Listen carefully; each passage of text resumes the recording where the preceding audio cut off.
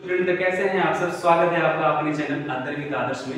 आज एक बहुत ही इंटरेस्टिंग टॉपिक को डिस्कस करके बताएंगे।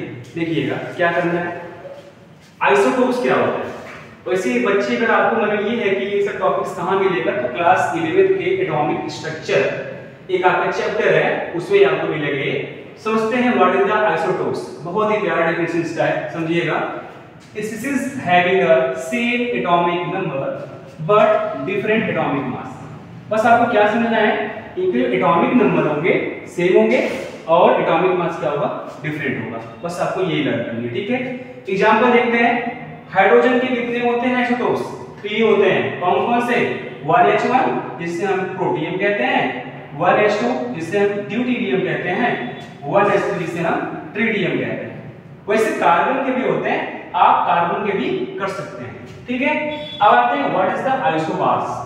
इसमें क्या है, species having same atomic mass. यहां बस यही डिफरेंट मिलता है आपको, एटॉमिक मास यहां सेम हो जाता है बट डिफरेंट एटॉमिक नंबर, ठीक है। जस्ट आइसोटोप्स का रिवर्स होता है ये। एग्जांपल जैसे मैंने बोला ऑर्गन, फिर आपने बोला कैल्शियम बोला, तो आपको पता है इसका जो एटॉमिक नंबर होता है 18 होता है, atomic mass 40 and atomic number 20, atomic mass 40 means यही सेम हो गया एटॉमिक मास ही, इसलिए क्या होगा, इसे हम आइसोबार्स बोलेंगे आर्गन एंड कैल्शियम को। थर्ड आते हैं व्हाट इज द आइसोटोन्स। बहुत ही प्यारा है, समझिए।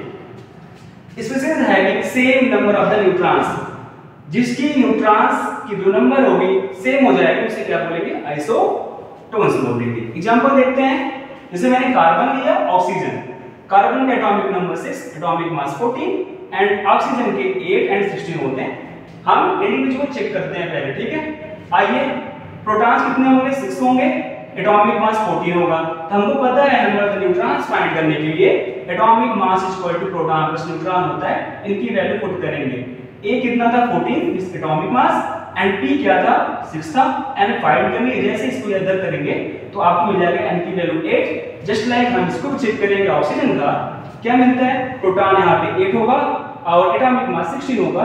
जैसे ही फार्मूला लगाएंगे atomic mass equal to proton plus neutron, value put करेंगे इनका 16 प्लस 8 9, मतलब यहाँ पे क्या करनी है आपको, n की वैल्यू फाइंड करनी है, मींस न्यूट्रॉन की।